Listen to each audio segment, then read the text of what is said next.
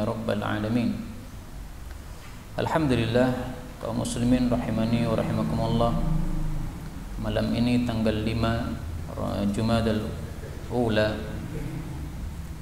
1442 kita lanjutkan pengajian Al-Jami'us Shaghir karya Al-Hafidh As-Suyuti rahimahullahu taala, dan kita sudah sampai pada hadis 501. Qala al-muallif rahimahullahu taala wa nafa'ana bihi wa bi'ulumihi fid dharain amin. Idzan falatat, apabila lepas, dabbatu ahadikum, kendaraan salah satu kalian, unta, kuda, bi ardin falatin, pada tanah yang kosong, maksudnya padang pasir, falyunadi, maka hendaklah dia menyeru, ya ibadallah, wahai hamba-hamba Allah, menyeru yang keras, ihbisu alayya dabbati, tahanlah untuk saya kendaraan saya yang minggat ini. Fa inna lillahi, karena sesungguhnya Allah memiliki fil ardi, di bumi ini, hadiran, makhluk yang hadir, yaitu yang ada di tempat tersebut. Sayahbisuhu, dia akan menahan kendaraan itu, alaikum, untuk kalian. Hadis ini derajatnya dhaif, tetapi hadis ini termasuk hadis-hadis yang dhaifun mujarrab. Dia meskipun dhaif tetapi mujarrab, terbukti. Banyak ulama yang sudah membuktikannya. Karena itu sering-sering saya mengulangi bahwasanya hadis dhaif itu tidak selalu isinya tidak benar. Hadis dhaif itu dhaif disebut dhaif karena perawinya bermasalah, itu aja. Dan ini termasuk muamalah, maka tidak masalah untuk diamalkan. Jadi maksudnya kalau kita kehilangan kendaraan di padang pasir, maka kita mengucapkan kata-kata ini, minta bantuan kepada makhluk yang ada di situ. Wahai hamba-hamba Allah, baik itu jin, baik itu malaikat, baik itu manusia yang ada di situ, tahanlah untuk saya kendaraan saya. Nah, nanti kalau ada jin yang baik yang mendengar ini, dia akan membantu kita. Dia tahan kendaraan kita, dikembalikan lagi kepada kita. Monggo. Derajatnya tidak, karena penilaian dhaif ini dinilai dari sisi sanadnya. Nah, sementara fakta dari isi hadis ini tidak bisa mengangkat kondisi sanad tadi menjadi sahih, tidak bisa. Nah, maka ringkasnya saja para ulama menyebutnya dhaifun mujarrab, dhaif tapi terbukti. Hadis seperti ini banyak. 502. Idzan qata'a, apabila putus, syas'u, serampat, na'lu ahadikum, sandal salah satu kalian, fala yamshi, maka janganlah dia berjalan, fil ukhra, pada sandal yang satunya, hatta yuslihaha, sampai dia memperbaiki sandal tersebut. Hadis ini sahih karena diriwayatkan oleh Imam Muslim. Menunjukkan tidak boleh kita berjalan dengan satu sandal, meskipun sandal kita satunya jebat, putus. Nah, supaya boleh menggunakan sandal itu, hendaklah diperbaiki dulu. Setelah diperbaiki, baru kemudian kita pakai lagi dua-duanya. Ini yang dilarang adalah la yamshi, tidak boleh berjalan dengan satu sandal. Tapi kalau dia hanya berdiri dengan satu sandal, nggak apa-apa. Sandal kita jebat satu, maka kita ambil dalam posisi masih berdiri, berhenti, sandal kita yang satunya belum kita lepas, nggak apa-apa. Karena yang dilarang ini berjalannya, bukan berdirinya. Demikian dijelaskan oleh para ulama sesuai zahir hadis ini. Kenapa tidak boleh kita berjalan dengan satu sandal? Pertama, karena ini menyebabkan dipermalukan atau ditertawakan oleh orang. Sandal kok cuma satu, lucu. Jangan melakukan sesuatu yang menyebabkan kita jadi bahan tertawaan orang. Yang kedua, supaya kita tidak bersikap zalim kepada anggota tubuh kita. Jadi anggota tubuh kita ada dua kaki, adil kepada dua-duanya. Satunya kasih sandal, satunya juga dikasih. Karena kalau kita terbiasa berbuat tidak adil meskipun kepada diri sendiri, nanti akan tidak adil juga kepada orang yang lain. 503. Idzan qata'a, apabila putus, syas'u na'li ahadikum, serampat sandal kalian, falyastarji, hendaklah mengucapkan istirja, yaitu inna lillahi wa inna ilaihi raji'un. Fa innaha, karena hal itu, minal masaib, termasuk musibah. Hadis ini derajatnya dhaif, tetapi diamalkan nggak apa-apa. Kenapa? Karena berdasarkan dalil umum dalam Al-Quran, Allah Subhanahu wa Ta'ala mengatakan, alladzina idza asabathum musibatun qalu inna lillahi wa inna ilaihi raji'un. Musibah itu definisinya apa? Para ulama mengatakan al-musibatu kullu ma adzaka. Musibah itu adalah segala sesuatu yang mengganggu Anda. Itu namanya musibah. Sandal putus, ini mengganggu. Nah, ini berarti musibah. Maka kita disunahkan untuk mengucapkan inna lillahi wa inna ilaihi raji'un. Dan kalau kita mengucapkan kalimat ini, kita langsung mendapatkan 3 fadilah. Pertama, ulaika alaihim salawatum mir rabbihim, mendapat salawat, wa rahmah, mendapat rahmat, wa ulaika humul muhtadun, mendapat hidayah. Masya Allah, satu kalimat ringkas dapat 3 fadilah. 504, idza awa, apabila telah datang ahadukum, salah satu kalian, ila firashihi, kepada tempat tidurnya, jadi mau tidur, falyamfuthu, maka hendaklah dia mengibasi tempat tidurnya, bidakhilati izari, dengan bagian dalam dari sarungnya. Jadi sarung kan ada bagian luar, ada bagian dalam. Nah, yang digunakan untuk ngibasi itu bagian dalam. Kenapa? Supaya bagian luarnya tidak kotor. Karena bagian luar nanti akan kelihatan oleh manusia. Nah, maka caranya ngibasi dengan bagian dalam sarung.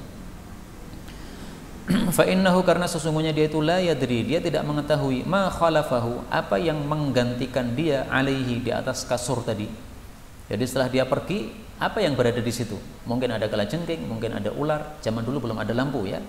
Meskipun sekarang sudah ada lampu, tetap sunnah ini berlaku. Tsummal yattaji', hendaklah dia berbaring ala syikihil aiman, pada sisi kanan. Nah, ini dalilnya sunnah tidur miring sisi kanan begini, dan tidak ada satupun dalil bahwa tidur menghadap ke arah kiblat. Maka bebas kepala kita di selatan atau kepala kita di utara, enggak apa-apa. Yang penting miring kanan. Tsummal yakul, kemudian hendaklah mengucapkan bismika rabbi wada'tu jambi, dengan namamu ya Allah aku letakkan jambi, lambungku. Wabika arfa'uh, dan dengan namamu juga aku akan mengangkatnya. Ini nanti kalau bangun. In amsakta nafsi, kalau kamu tahan jiwaku, maksudnya mati, farhamha, rahmati dia. Nah, ini dalil bahwa orang yang sudah mati kita doakan rahimahullah. Ya, seperti Ustaz Mu'in, rahimahullah. Wa in arsaltaha, dan kalau engkau itu melepaskannya ya Allah, maksudnya dihidupkan lagi, fahfadha, maka jagalah dia, bima tahfadhu bihi ibadakas sholihin, dengan apa yang engkau menjaga dengannya kepada hamba-Mu yang saleh. Nah, maka ini dalilnya kalau orang masih hidup didoakan hafizahullah, ya, seperti misalnya Habib Rizik hafizahullah, Ustaz Mudakir hafizahullah, dan seterusnya. 505, idza batat, apabila bermalam, almar'atu, seorang wanita, maksudnya istri, hajiratan, menghijroi, menyingkiri, firasya zaujiha, tempat tidur suaminya, la'anat hal malaikah, maka malaikat itu melaknatinya, hatta tusbih, sampai dia masuk waktu subuh. Hadis ini menunjukkan bahwasanya istri wajib mentaati suami apabila diajak hubungan intim. Kalau dia meninggalkan tempat tidur suaminya tanpa udzur, maka dia dilaknati oleh malaikat. Dan laknat ini menunjukkan bahwa ini adalah dosa besar, karena diancam laknat atau diancam murka atau diancam neraka atau diancam dengan hukuman had, itu adalah tanda-tanda dosa besar. Apakah hukum ini bisa dibalik, yaitu kalau istri mengajak suami tidak mau maka juga dilaknat? Tidak, karena ini kewajiban dari seorang istri kepada suami, bukan dibalik. Kemudian kata-kata hatta tusbih, dilaknat sampai pagi, ini karena kebiasaannya hubungan intim malam hari. Seandainya terjadinya siang hari, mengajaknya siang hari, maka ini dilaknati oleh malaikat sampai masuk waktu malam. Kemudian malaikat ini malaikat apa ini? Sebagian ulama mengatakan ini maksudnya malaikat hafadhah, tetapi lebih bagus pendapat yang mengatakan malaikat secara umum. Karena kalau tidak ada dalilnya bahwa malaikat ini adalah malaikat hafadhah, maka jangan dibatas-batasi. Malaikat ya malaikat secara umum. Apalagi kita dapatkan dalam hadis yang lain, kana alladzi fis samai, adalah yang di langit, sakhitan 'alaiha, murka terhadap wanita tadi. Kalau istri diajak suami tidak mau, maka yang di langit murka terhadapnya sampai suaminya ridho. Nah, alladzi fis sama ini umum, maka mencakup seluruh malaikat-malaikat yang ada di langit. Demikian dijelaskan oleh sebagian ulama.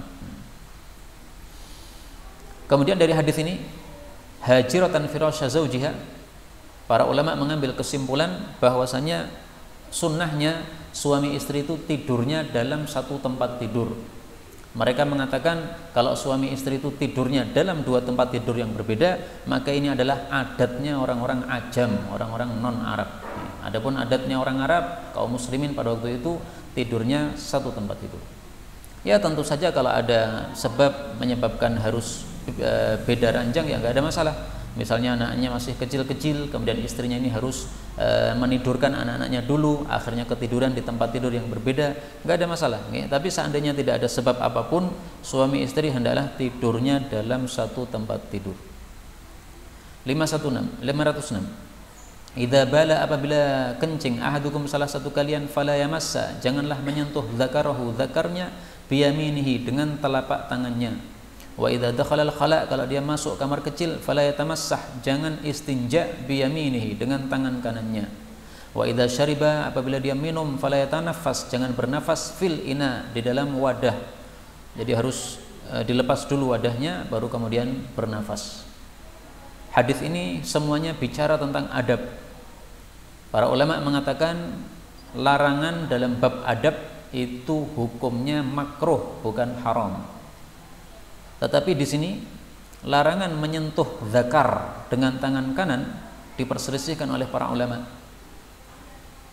Bolehkah kita menyentuh zakar dengan tangan kanan tanpa ada keperluan?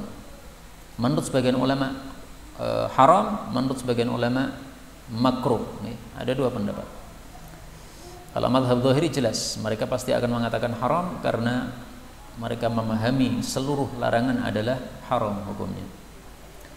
Kemudian yang dilarang oleh Nabi ini adalah menyentuh zakar pada waktu idza bala, pada waktu kencing. Karena laki-laki kan kadang-kadang perlu mengarahkan air kencingnya supaya tidak kemana-mana. Nah, supaya terarah air kencingnya, dia perlu pegang zakarnya. Nah, pegang ini tidak boleh pakai tangan kanan, boleh pakai tangan kiri. Kenapa? Karena tangan kanan biasanya digunakan untuk sesuatu yang mulia-mulia, misalnya jabat tangan, makan dan sebagainya. Nah, dikhawatirkan tangan kanan kita terkena najis, sehingga kalau jabat tangan dengan orang, najisnya akan berpindah. Makan juga begitu. Maka kalau dalam posisi tidak kencing, maka boleh menyentuh dengan tangan kanan apabila diperlukan. Misalnya mengoles salep dan sebagainya. 507. Idza bala ahadukum, apabila kencing salah satu kalian, falyartad, maka hendaklah dia mencari libaulihi, untuk kencingnya, makanan layyina, tempat yang lunak. Hadis ini didhaifkan Al-Albani, tetapi isinya bagus karena tujuannya adalah supaya kencing kita tidak memuncrat mengenai kita. Kalau diarahkan pada batu yang keras, maka dia akan berbalik mengenai kita. Nah, pilih tempat yang lunak. Karena itu saya berpendapat lebih bagus kencing itu dipaskan pada lubang kloset, karena di situ ada air, maka kalau dia terkena air seni, air seninya akan masuk ke dalam air tadi. Karena air itu sifatnya lunak, sehingga tidak akan muncrat ke kita. Itu yang saya yakini. Wallahu a'lam bishawab. Tapi supaya tidak bersuara, maka hendaklah keran dihidupkan. Karena tidak sopan kalau kita itu kencing kemudian orang luar mendengar. Cur, nah itu nggak sopan. Nah, apalagi kalau ada orang yang iseng kemudian dia rekam dengan HP-nya, nah, habis itu diviralkan, ini kencingnya fulan. 508. Idza bala, apabila kencing ahadukum salah satu kalian, falyantur, maka hendaklah dia itu yantur, napa niki? Mengurut. Zakarahu, zakarnya salasana taratin, 3 kali diurut. Hadis ini dhaif. Tetapi kalau diamalkan boleh enggak? Boleh, karena ini bukan ibadah, ini hanyalah muamalah. Dan tujuannya jelas, supaya sisa kencing di dalam zakar ini keluar semuanya. Karena masih ada sisa-sisanya, maka ketika diurut ini akan keluar. 3 kali supaya betul-betul keluar. Boleh juga dengan cara yang lain. Para ulama mencontohkan misalnya dengan dehem. Nah, itu akan keluar. Nah, maka boleh dengan cara apapun, karena ini bukan masalah ibadah, yang penting membersihkan seluruh sisa air seni dalam zakar. 509, idza bala ahadukum, apabila kencing salah satu kalian, fala yastaqbil ar-rih, jangan menghadap ke arah angin, maksudnya angin yang kencang. Bibaulihi, dengan kencingnya tadi. Fataruddahu alaih, maka angin itu akan mengembalikan kencingnya kepadanya, karena anginnya kencang. Maka kalau angin sepoi-sepoi kecil nggak ada masalah, karena tidak akan mengembalikan kencing tadi. Wala yastanji, dan janganlah dia istinja biyaminihi, dengan tangan kanannya. Hadis dhaif, tetapi maknanya bagus karena untuk menjaga diri dari kencing kita.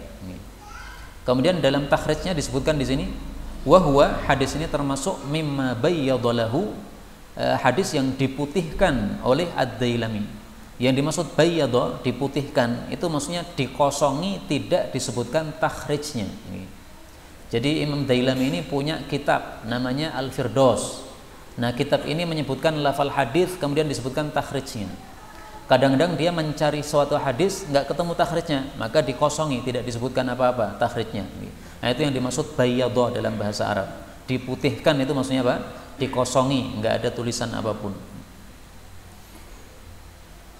510, idza ba'athta, apabila engkau itu mengutus sariyatan, satu pasukan perang, sepeleton pasukan perang, fala tantaqihim, maka janganlah kamu pilih mereka, maksudnya jangan dipilih orang-orang kuat saja. Waqtati'hum, akan tetapi ambillah sebagian mereka. Iqtata'a itu maksudnya akhadha qit'atan, ya, mengambil sebagian dari pasukan tadi. Maksudnya di sini campuran, jangan dipilih khusus orang-orang kuat saja. Ada orang kuatnya juga ada orang biasanya.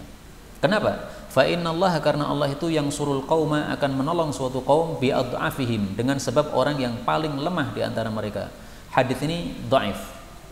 Tetapi hadis ini semakna dengan hadis yang lain sehingga isinya bisa diamalkan, yaitu sabda Nabi SAW, innama tungsaruna wa turzaquna bidu'afaikum. Hal tungsarun, tidaklah kalian ditolong, wa turzaqun, tidaklah kalian diberi rizki, illa bidu'afaikum, kecuali dengan orang-orang lemah kalian. Hadis riwayat Bukhari sahih. Demikian juga dari sisi teori, kalau yang dipilih ini orang-orang yang kuat-kuat semua, nanti kalau mereka kalah sudah habislah tenaga kita. Tapi kalau dicampur antara orang kuat dan orang biasa, maka ketika mereka kalah, kita masih punya sisa atau stok orang-orang yang kuat. 511, idza ba'athtum ilayya, apabila kalian itu mengutus kepada saya, rajulan, seorang laki-laki, faba'athuhu, maka utuslah dia itu hasanal wajhi, yang bagus wajahnya, hasanal ismi, yang bagus namanya. Hadis ini disahihkan oleh Al-Albani. Al-Suyuti mendhaifkan. Tapi memang ada hadis-hadis yang semakna, sehingga wajar kalau Syekh Albani kemudian apa? Mensahihkan hadis ini. Yang dimaksud bagus wajahnya, kata Imam Ghazali, itu bukan bagus yang menimbulkan syahwat, bukan. Tapi maksudnya bagus itu yang orangnya wajahnya itu serasi, artinya tidak ada cacatnya begitu. Tidak seperti misalnya orang yang batuknya sangat nonong, atau orang yang pipinya lebam-lebam, sangat pokoknya nggak rapi lah. Jadi wajah rapi itu sudah dianggap hasanal wajah. Nah, maka tidak harus orang yang semua orang mengatakan kamu ganteng, nggak begitu. Pokoknya wajah yang normal, wajah yang bagus, yang rapi, itu sudah hasanal wajah. Kenapa disuruh mengirim orang yang bagus wajahnya? Karena secara kebiasaan terbukti orang yang ada cacatnya itu biasanya juga ada cacat dalam hal pemikiran dan sebagainya. Tidak selalu, tetapi rata-rata begitu. Nah, maka Nabi pilih dikirim orang yang normal, sehingga dia pemikirannya juga normal, akhlaknya juga normal, dan seterusnya. Adapun hasan al-ism, yang bagus namanya, ini berkaitan dengan sabda Nabi yang lain, yaitu disunnahkannya kita melakukan al-fa'al. Ahsanut tiyaratil fa'al, sebaik-baik tiarah adalah fa'al. Apa sih fa'al? Fa'al itu kita mendengar satu nama yang baik, maka kita mengharapkan sesuatu yang baik dari situ. Dikirim seseorang, siapa namanya? Namanya Salamah. Oh, insya Allah selamat, karena namanya Salamah. Coba kalau dikirim namanya jelek, namanya siapa? Mus'ab. Mus'ab itu artinya susah. Wah, susah nanti urusan saya. Nah, maka Nabi suruh kirim yang namanya juga bagus. Wajahnya bagus tapi namanya nggak bagus, Nabi nggak mau. Tolong kirim yang namanya juga bagus supaya beliau bisa melakukan tafaul dari mendengar namanya. Karena itu yang punya nama yang artinya tidak bagus boleh diubah. Bahkan sunnah Nabi SAW, beliau itu mengubah nama-nama yang artinya tidak bagus. Adapun nama yang sudah bagus meskipun dia bukan Arab, nggak perlu diubah menurut saya, karena sudah bagus. Misalnya orang yang namanya Jawa, tapi maknanya bagus. Misalnya Budi Luhur, udah bagus, nggak ada masalah, nggak perlu diubah. Monggo. Kalau sahabat yang namanya Mus'ab, kenapa sahabat Nabi yang bernama Mus'ab tidak diubah namanya oleh Nabi SAW? Banyak kemungkinan. Mungkin itu kejadiannya sebelum Nabi mempunyai sunnah mengubah nama ini. Mungkin juga Nabi sudah menyarankan untuk diubah tapi dia tidak mau, karena sebagian sahabat Nabi tidak mau. Ada sahabat Nabi bernama Hazn. Wahai Hazn, kamu itu sahal. Hazn itu grunjal, Hazn itu datar. Maka dia mengatakan, ya Rasulullah, saya tidak mau mengubah nama yang dari bapak saya. Dari bapak saya sudah Hazn. Ya Rasul tidak marah, ya nggak apa-apa. Maka kemudian anaknya yaitu Sa'id bin Musayyab, dia mengatakan, sejak hari itu sampai sekarang ini kita selalu merasakan dalam kehidupan kita grunjal terus. Karena diubah namanya oleh Nabi tidak mau. Nah, tetapi tidak dilarang oleh Nabi SAW. Ya, jadi ada banyak kemungkinan, sehingga ringkasnya kita memakai sunnah, tidak memakai fakta. 512.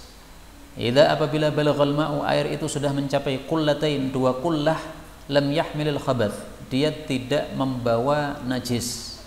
Maksudnya kalau ada najis masuk ke situ, biasanya najisnya kalah karena airnya lebih banyak. 2 qullah itu berapa? Gampang mengingatnya. 2 qullah itu sekitar 200 liter. Jadi 1 qullah 100 liter. Meskipun ini hanya sekitar, karena banyak teori yang mengatakan berbeda-beda, tapi saya pilih teori yang paling mudah dihafalkan, 2 qullah 200 liter. Kalau air sudah 200 liter, ini termasuk banyak, sehingga kalau kemasukan najis biasanya tidak akan mengubah sifat-sifat air tadi, maka airnya masih suci. Nah, ringkasnya saja dari hadis ini kita ambil kesimpulan, air itu berapapun banyaknya, sedikit atau banyak, kalau dia terkena najis dan tidak berubah salah satu sifatnya, rasanya, baunya, warnanya, maka dia tetap suci.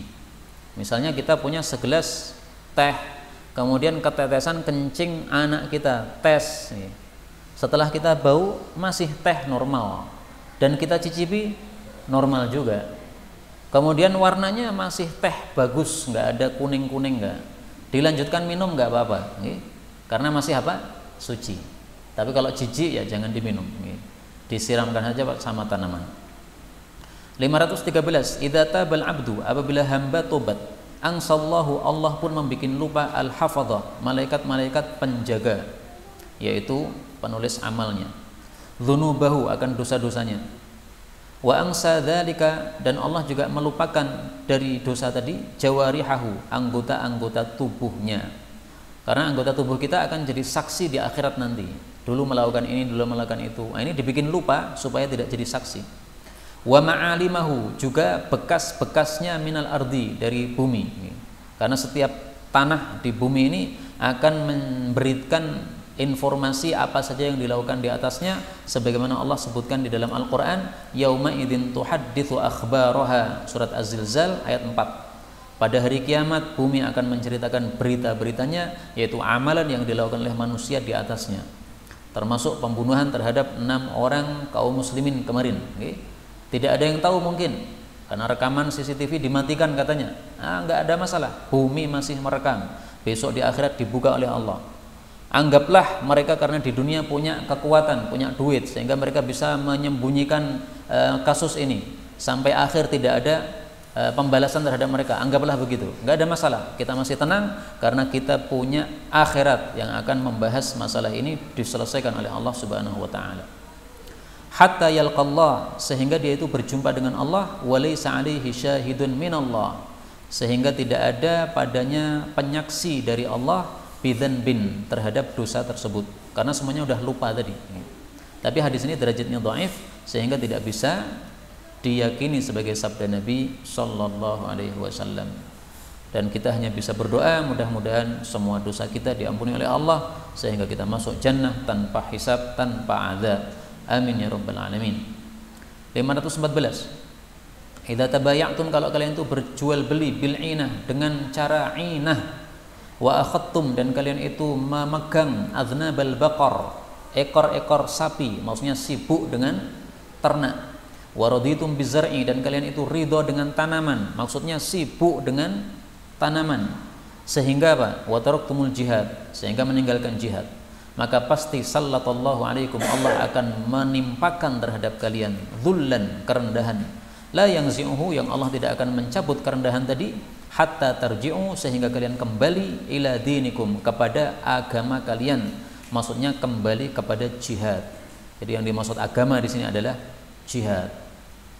Hadis ini menunjukkan dua. Pertama, wajibnya jihad, tetapi wajibnya adalah fardu kifayah, bukan fardu ain. Dalil fardu kifayahnya dalam Al-Quran surat At-Taubah. Allah subhanahu wa ta'ala mengatakan, wa ma kana al-mu'minuna liyanfiru kaffah. At-Taubah 122. Tidak pantas seluruh mukmin berangkat jihad.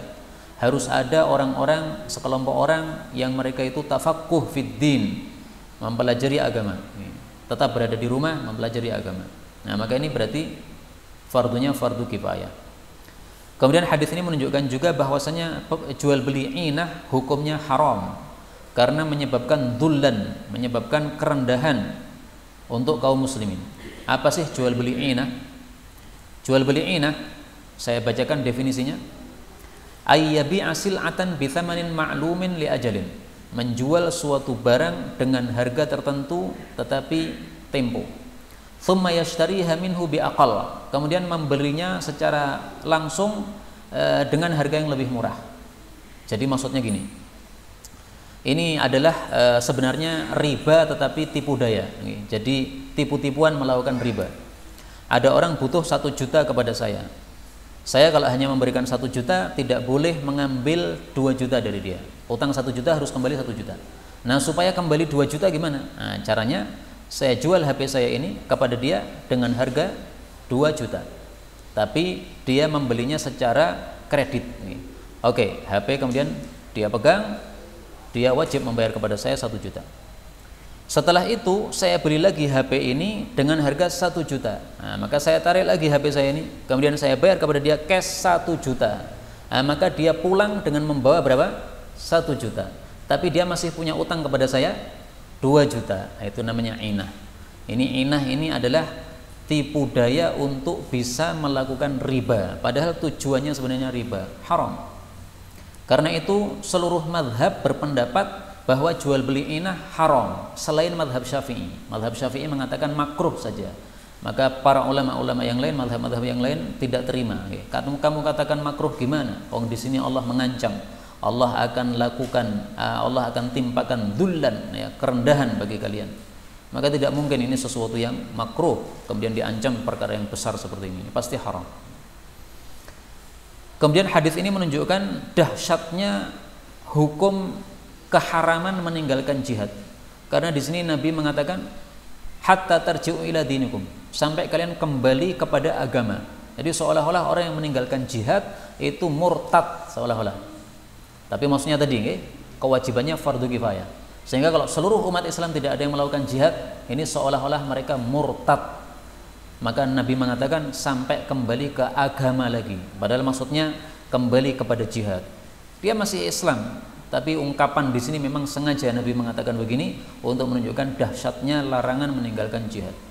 515. Idza tabi'tum, kalau kalian itu mengikuti al-janazah, jenazah itu adalah mayit yang berada di atas keranda. Fala tajlisu, maka janganlah kalian duduk hatta tudha', sampai dia diletakkan. Diletakkan di mana? Ada 2 riwayat. Riwayat yang pertama mengatakan diletakkan di tanah. Jadi setelah dibopong oleh orang-orang diletakkan di tanah. Sebagian riwayat mengatakan sampai diletakkan pada liang lahat. Artinya kalau baru diletakkan di tanah, belum dimasukkan di liang lahat, masih harus berdiri. Nah, Imam Bukhari menguatkan pendapat atau riwayat yang mengatakan sampai diletakkan di tanah. Kenapa? Nah, ini perlu kita ketahui bagaimana cara mentarjih riwayat. Imam Bukhari menguatkan riwayat yang mengatakan tanah karena perbuatan rawi seperti itu. Rawi hadis ketika dia menghadiri jenazah, dia sudah duduk ketika jenazahnya ditaruh di tanah padahal belum dimasukkan pada liang lahat. Nah, karena itulah kaidahnya mengatakan ar-rawi adra bima rawa. Rawi itu lebih paham dengan hadis yang dia riwayatkan.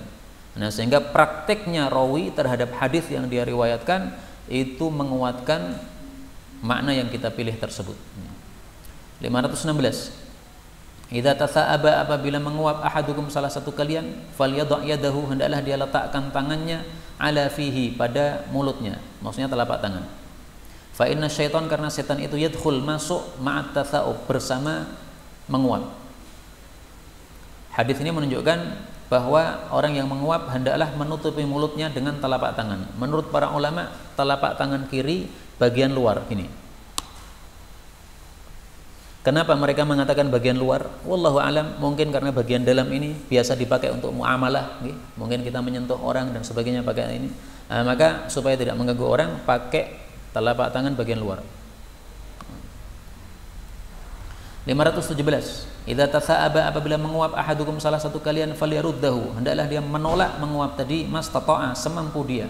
Fa inna ahadakum, karena sesungguhnya masing-masing kalian, idza qala ha, apabila dia bersuara ha, dhahika minhu syaitan, setan akan tertawa terhadapnya, menertawakannya. Kenapa ditertawakan? Karena bentuknya jelek, suaranya jelek. Nah, maka setan tertawa karena kondisi jelek tersebut. Hadis ini berlakunya adalah sebelum hadis sebelumnya. Jadi urutan orang yang menguap itu pertama ditahan, falyarudda. Ditahan itu maksudnya supaya menguapnya tidak terjadi. Maka sebagian kiai saya lihat kalau dia menguap itu begini. Nah, dia tahan dengan cara apa? Dikeluarkan nafasnya sehingga tidak jadi menguap. Dia tidak memakai tangan karena tidak perlu tangan, sudah tertahan. Nah, kalau tidak bisa ditahan karena menguapnya dahsyat, baru ditutup mulut tadi. Nah, maka urutan pertama falyaruddahu, tolak itu artinya jangan terjadi menguap kalau bisa. Kalau tidak bisa, udah pakai teori yang kedua, yaitu tutup tangan.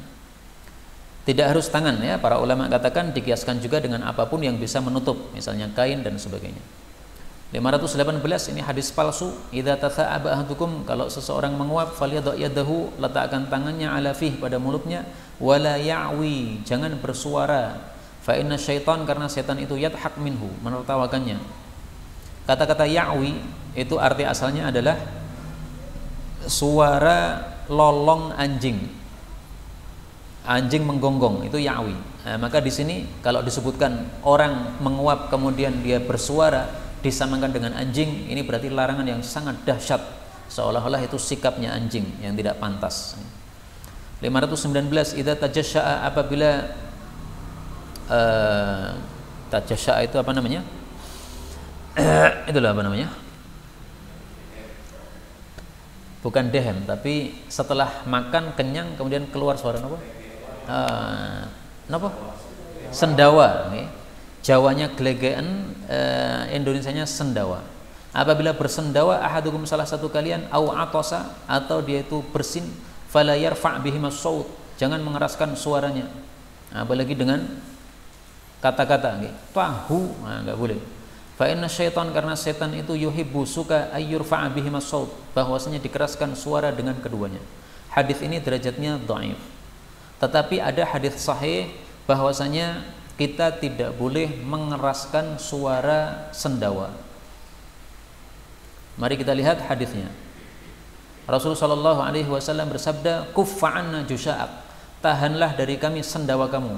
Fa inna aktsaruhum shiba'an fid dunya, yang paling banyak kenyang di dunia itu nanti akan paling lama lapar di akhirat." Hadis riwayat Tirmidzi sahih. Nah, ini sabda Nabi kepada seorang sahabatnya yang ketika lagi bersama para sahabat yang lain, dia melepas sendawanya dengan puas. Nah, maka Nabi mengatakan, tahan sendawamu.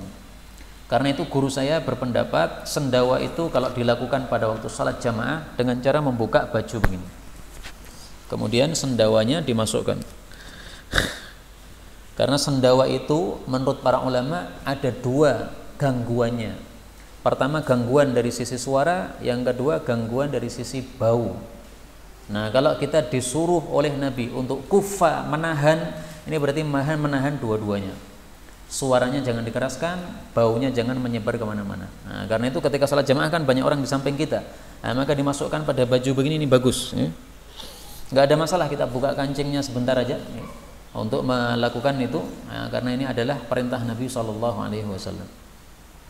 Jangan sampai mengganggu orang yang salat di samping kita. Dia kemudian batin dalam hatinya, wah murah enak ya, bekas mangan sate. Nah, ini mengganggu salat jamaah. 520. Idza takhaffafta, idza takhaffafat, apabila memakai sepatu umatku bil khifaf, dengan sepatu dzatil manaqib, yang memiliki tali-tali yang warna-warni, ar-rijalu wan nisa, yaitu laki-laki dan juga para wanita, wa khasafu, dan mereka itu menghias-hiasi ni'alahum, sandal-sandal mereka, takhallallahu anhum, maka Allah akan menyepi dari mereka, maksudnya berpaling dari mereka. Hadis ini palsu. Tetapi memang tidak bagus kita itu berhias-hias dalam masalah sandal dan sebagainya. Ini bukan sikap umat Islam yang baik. Yang normal-normal sajalah. Jangan nyeleneh menyelisih rata-rata orang. Rasulullah SAW bersabda, ini hadisnya umum tapi mencakup masalah ini juga. Iyyaka wat tana'um, hindarilah berfoya-foya dalam hidup, bernikmat-nikmat, karena hamba-hamba Allah yang baik tidaklah orang-orang yang berfoya-foya dalam hidupnya. Hadis riwayat Imam Ahmad sahih. Nah, maka sandal yang normal saja. 522. Boleh pakai tali tetapi bukan tali hias-hias ya. Karena yang dilarang tadi kan apa? Dzatul manaqib, itu tali-tali hias. Kalau tali yang sekedar tali diperlukan, enggak ada masalah. Idza tazawwaja, apabila menikah ahdukum, salah satu kalian, falyuqal lahu, maka hendaklah diucapkan kepada dia doa, barakallahu laka wa baraka alaika. Mudah-mudahan Allah memberkahi kamu dan mudah-mudahan Allah memberkahi kamu. Sama ya, laka dengan alaika, tetapi diulang 2 kali ini dalam rangka untuk takkid ya, supaya betul-betul diberi barokah oleh Allah Subhanahu wa taala. Boleh juga kita tambahi wa jama'a bainakuma fi khair, karena juga hadisnya sahih. Boleh juga kita tambahi birrafai. Dulu orang-orang Arab kalau ada orang yang menikah, mereka mengucapkan birrafai wal banin. Mudah-mudahan akur rukun wal banin, dan mendapatkan anak-anak laki-laki. Maka Rasulullah bersabda, la taqulu dzalik, jangan mengatakan begitu. Nah, yang dilarang oleh Nabi di sini ini adalah kalimat dua-duanya ini apabila diucapkan semuanya. Tapi kalau hanya diucapkan satu saja birrafa, enggak apa-apa. Karena suami istri didoakan supaya akur, supaya rukun, supaya hidupnya tentram, itu sesuatu yang baik. Ini yang menyebabkan dilarang oleh Nabi kalimat terakhirnya ini, wal banin, mudah-mudahan anakmu cowok semua. Ini karena orang Arab dulu benci sama anak cewek, sehingga mereka tidak mau mendoakan anakmu cewek, nggak mau. Bahkan kalau anaknya cewek langsung dibunuh. Nah, ini yang menyebabkan dilarang oleh Nabi SAW. Karena itu jangan salah paham, bukan berarti Nabi melarang dua-duanya, yang dilarang hanyalah wal banin. Tapi Nabi sudah mencontohkan doa yang lain, barakallahu lak wa baraka alaik, sehingga doa ini lebih bagus daripada doa birrafa. Tetapi dari sisi hukum, ucapan birrafa boleh. 522. Idza tazawwaja rajulu, apabila seorang laki-laki menikahi almar'ata, wanita, lidiniha, karena agamanya, wa jamaliha, plus cantiknya, kana fiha, maka ada pada wanita tadi sadadan, penutup, min awazin, dari kebutuhan. Hadis ini dhaif. Maksudnya, kalau seorang laki-laki menikahi wanita yang salihah dan jamilah, maka kebutuhan dua-duanya terpenuhi. Agamanya terpenuhi karena dia sudah bertemu dengan wanita salihah, akan dibantu untuk melakukan kesalehannya, menambah kesalehannya. Dan dia jamilah, cantik, sehingga tidak perlu untuk melirik kepada wanita-wanita yang lain. Nah, maka sudah dicukupi dari bab ini juga. Tapi hadis ini memang derajatnya apa? Dhaif. Sehingga jangan dikatakan sebagai sabda Nabi secara tegas, tapi hanya kita katakan ya diriwayatkan begitu saja. 523. Idza tazayyana, apabila berhias al-qaumu, suatu kaum, bil akhirah, dengan amalan-amalan akhirat, jadi menampakkan kesolehannya. Wa tajammalu lid dunya, tetapi mereka itu berhias untuk dunia. Maksudnya beramal akhirat tetapi untuk mencari dunia, ngaji tetapi supaya dapat duit. Nah, maka ini termasuk ini. Fannaru, maka neraka itu ma'wahum, tempat tinggal mereka. Hadis ini dhaif. Tapi memang isinya benar, Jangan sampai kita beramal dunia tetapi niatannya untuk beramal agama tapi niatannya untuk mencari dunia. Hadis yang lain, Rasulullah sallallahu alaihi wasallam bersabda,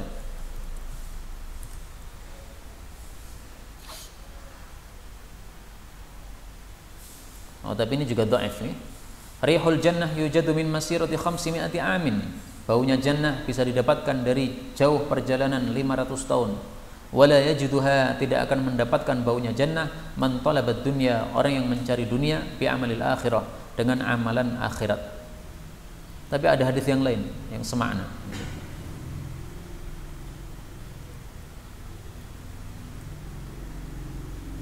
Man ibtagha al-ilma, barang siapa yang mencari ilmu,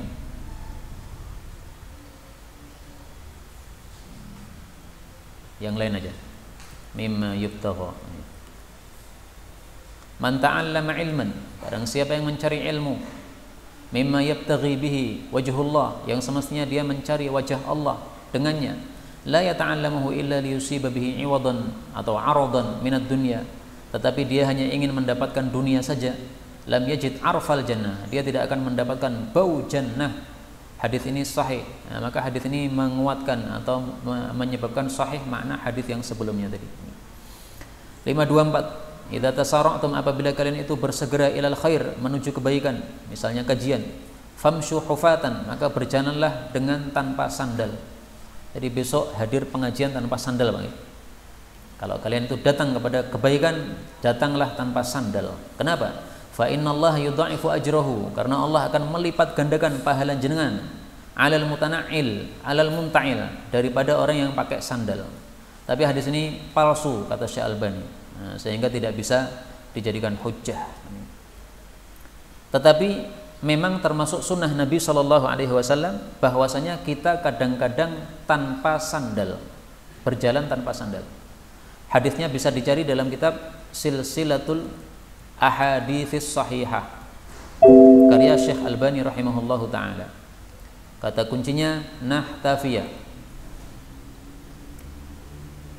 Inna Rasulullah, sesungguhnya Rasulullah sallallahu alaihi wasallam amarona, menyuruh kita an nahtafiyah, supaya kita itu tokoran, ahyanan, kadang-kadang. Hadis diriwayatkan oleh Imam Ahmad, sahih. Jadi kadang-kadang tanpa sandal, ini termasuk sunnah Nabi sallallahu alaihi wasallam. Nah, maka silahkan ini sunnah diamalkan, baik ketika kita pergi ke pasar atau pergi ke masjid atau kemanapun, kadang-kadang tanpa sandal. Lebih menyehatkan tubuh kita insya Allah, karena kaki kita langsung bertemu dengan tanah. 525. Idza tasammaitum, apabila kalian itu bernama bi, dengan namaku, yaitu namanya Muhammad, fala takannau bi, maka janganlah memakai kunyahku, yaitu Abul Qasim.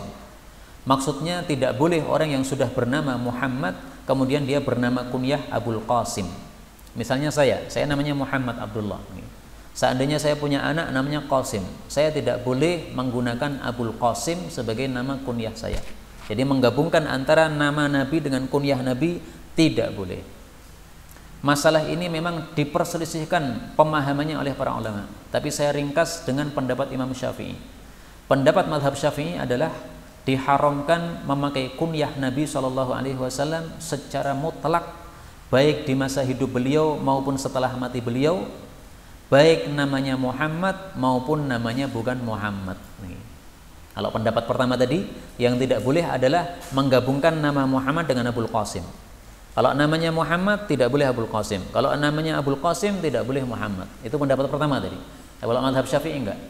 Nama Abul Qasim ini khusus nama Nabi Muhammad SAW. Jadi tidak boleh seseorang berkunyah Abul Qasim. Kenapa? Karena Qasim itu ada maknanya. Nabi mengatakan, saya ini Qasim, saya ini pembagi. Wa innama ana Qasim. Coba kita lihat hadisnya.